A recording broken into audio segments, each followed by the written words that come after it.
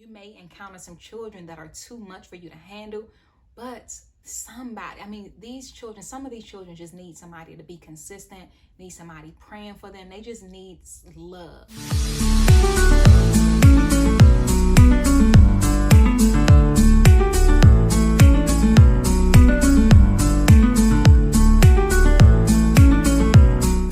Visiting my channel, Thinking Like a Virtuous Woman, where I inspire women to think like the woman in Proverbs 31, spiritually, financially, and also relationally. So today I'm going to be sharing why I decided to become a foster mother. So for those of you, well, many of you, nobody knows, I don't think I've ever talked about it on my channel. I am a foster parent. I became licensed a year ago in May of 2020. I just wanted to share why I decided to become a foster mother. Like, I've had a few people, reach out to me wanting to know how they can do the same. I've had people ask me like, what made me want to do this? And so I just wanted to share here on my channel in case any of you were maybe thinking about it as well. So, one of the reasons why I wanted to become a foster mother was because, it's just always kind of been in me. I don't know. I remember just being a child and thinking that I wanted to be a foster mother. Like, I just knew, for some reason, like, I wanted to grow up. I said I wanted to adopt kids. Like, I had this in my mind when I was a kid. Like, I was like, I want to grow up and I want to just adopt a child. Like, I knew I wanted to do that at a young age. I don't know why. That was just something that was always just in me. So, and another thing is that, like, I feel like I can relate to a lot of the children in foster care. Now, and I've never been in foster care myself, and I will share a quick story about how I almost was taken from my mother. So I share this, I write about this in my book, Pain, Promiscuity, Purpose, from Mess the Ministry. I'll link that down below. But my grandmother was living with us, my stepfather's mother. He was locked up, he was in jail, and his mother lived with us, and she fell one night. And long story short, my mother was sick. She died of AIDS. And so she was on the couch. My mother was very sick. She's at the last stage of AIDS. And she was just laid on the couch all day, every day. Like, she didn't move. She smelled bad. At this time, I'm like 9. Well, I had already turned 10. So I'm pretty much doing everything for myself. I'm getting myself ready for school, going to school every day, just taking my baths, just keeping up with myself every day, fixing myself something to eat. We didn't really have food in the house. I was pretty much eating at school and eating at like my friends' houses and stuff. So that's a whole nother video. I don't want to get too into detail about that here, but I'm sharing this to say how just sharing my experience that some of the children experience as well. But anyway, so my grandmother, my stepfather's mother, who had been staying with us, she fell one night. My mother couldn't get up and help her. I'm 10. I'm like, I can't help her. I don't, looking back, I don't know why I didn't do more. I think about my daughter. She's 15 now, but I think about how smart she was at 10. Like, she would have thought to do something, but for some reason I didn't think like that. But anyway, she fell and we never got her up, and she ended up dying right there on the floor. And she was actually dead for days before my brother came by and was like, she's dead. Like, so he called the police. They came, and so they actually took me from the house because it was dirty. We didn't have food. She had been dead on the floor for a few days. And so they took me down to the police station. And I just remember my brother, he's trying to fight the police when they're putting me in a car. So thankfully, my sister and my aunt came down to the station, and they were like, please don't take her. CPS got involved. Don't take her. We'll get the house clean, and we'll help out. So long story short, they got the house clean, and they took me back to my mother's house. And, so I didn't end up in foster care, thankfully, but a lot of the things that I've experienced sexual abuse, physical abuse, emotional and verbal. I've gone through a lot of things in my childhood, similar to a lot of the things that children in foster care experience. And so I feel somewhat of a connection and an empathy and with those children that are in care. And so that's another reason why I decided to do foster care, because I can relate to a lot of what they have experienced. Another reason why I decided to become a foster mother is this one is a little bit more sensitive for me, but I'll share it. I'm open about it. I've talked about it before. I talk about it in my book, but I found out at 27 that I couldn't have any more children. I won't go into detail about that on this video. I can talk about that later. Finding that out at 27 was devastating. I mean, I was young. I wasn't even 30 yet. And learning, I'm so thankful for my daughter. She's 15, like I said, but so thankful for my baby. I'm so thankful that I have at least one, but that was devastating learning at 27. And so again, my mind came around to foster care and adoption.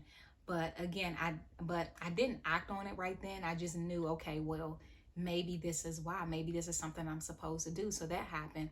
And then there's a scripture in James 1:27 that talks about caring for the orphans and the widows. And so just from having the feeling that I said that I've had since I was a child, that I wanted to do foster care, I wanted to adopt, and then, having this connection with these youth that are in foster care, and then also finding out that I can't have any more kids, and then coming across the scripture, James 1:27, about caring for the orphans and widows. I'm like, okay, God, like, I hear you. This is something I'm supposed to do. So I was like, okay, this is all right. I hear you, God. So I went through a few years of just going to different agencies and learning, the steps on what I needed to do to become licensed. I went to adoption agencies, and one of the things that I realized about the foster care agencies that I went to, the goal for each of those agencies was to send the child back home. And that's not what I wanted. I wanted a child that I could adopt, right? At least that was my thinking at first. I wanted a child that I could adopt. So I went through a few years, like I said, of going through these different agencies, and all of their, they all had the goal of sending the child back home, because with foster care, that's the goal. It's called reunification. That means reunifying that child with their biological parents, or at least with a family member that can take care of them. So that wasn't what I wanted. So I eventually found an adoption agency. I went through that process, the orientation and going to that class. Then I realized how much it costs to adopt. Like, it was thousands of dollars, and I couldn't believe that it cost so much to try to become somebody's mommy. Like, I was just thinking about how many children there are in the system who do not have parents, and why it costs so much. And I get that there are legal fees and things like that have to be covered, but it was just, thousands of dollars. And I've since learned that there are other ways, there's grants and things like that, and other, more cost effective ways of adopting. But back then I was turned off by the price, and so I just kind of left it alone. Again, a couple of years again, maybe about a year or so.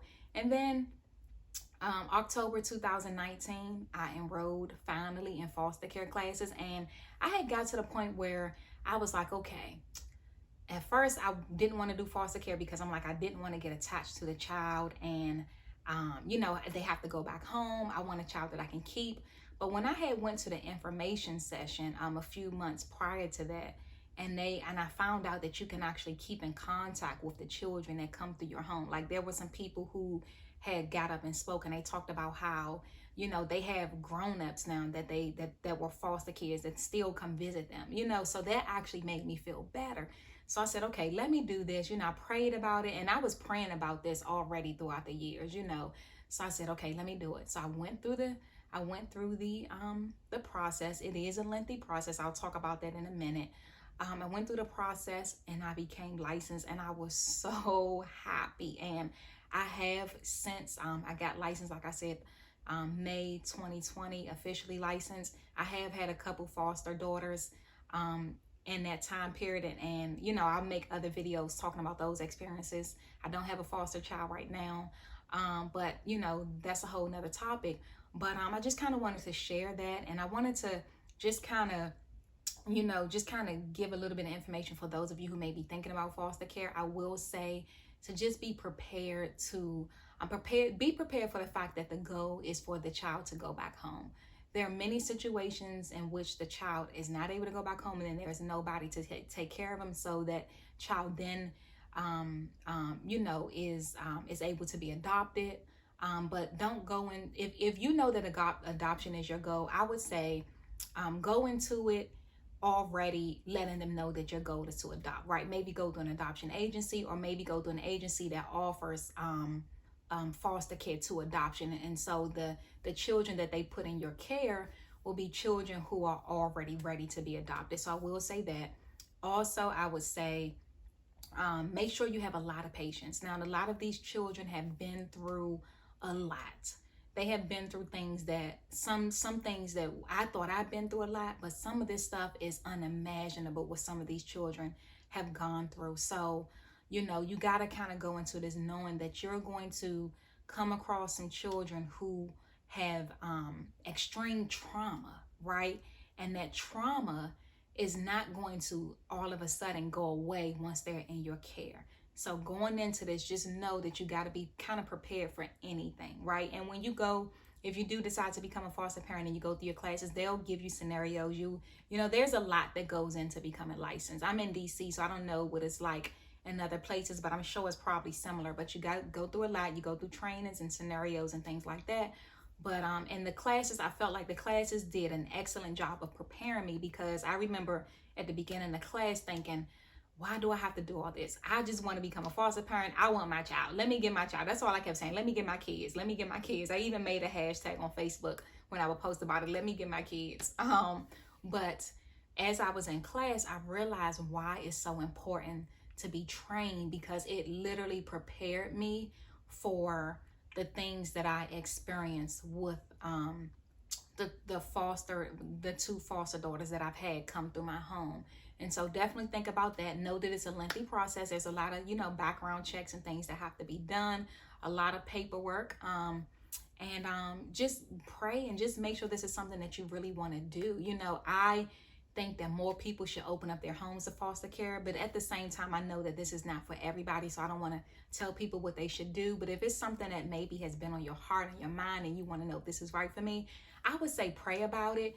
Go to an information session. I mean, they're free, so there's no harm in just, you know, calling your local agency and finding out their next information session and just going and listen. And I know the information session I went to, they had foster parents that had been doing this for years. They had you know, foster children speak, you know, and so just going and getting some information about it would be helpful.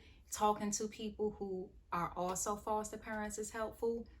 And so I'm trying to think if there is anything else that I left off. If there is, I will just add to this video later. But I think that's pretty much it. I just wanted to kind of share my experience, a little bit of my experience and why I decided to do this, because I had a few people that asked me like, are you sure you want to do this? Oh, that is another thing.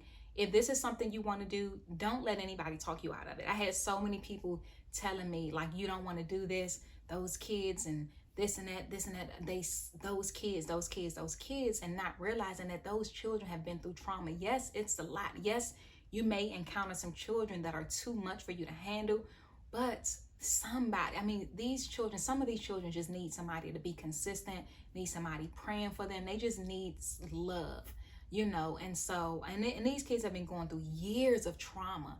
So it's not realistic to think that all of a sudden they're just going to, you know, get into your home and they're just going to be okay. Now, in some situations they are. Now, you know, I don't want to scare anybody. Now, some kids have not, some cases are worse than others. Let me just say this. Some people, they do end up with placements with children who are not as traumatized, right? So there are good experiences.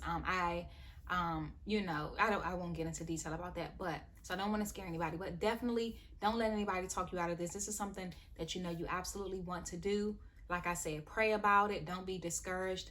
You know, like I said, I had people asking me like, you know, you already have your daughter, you have things going on with her. Are you sure you want to do this? And I'm like, absolutely. Like, because of what I shared at the beginning of that video of all of these things aligning and me having this feeling since I was a child, I knew that this was something that I absolutely wanted to do. So I hope that this video was helpful. If this is something you are thinking about, I hope that I was able to help. You know, I'm not a professional. It's only been a little over a year that I've been licensed. Like I said, I'm still learning new things every day. I talk to people who have been doing this for years just to get, you know, just to get help and information, especially when I did have placements in my home.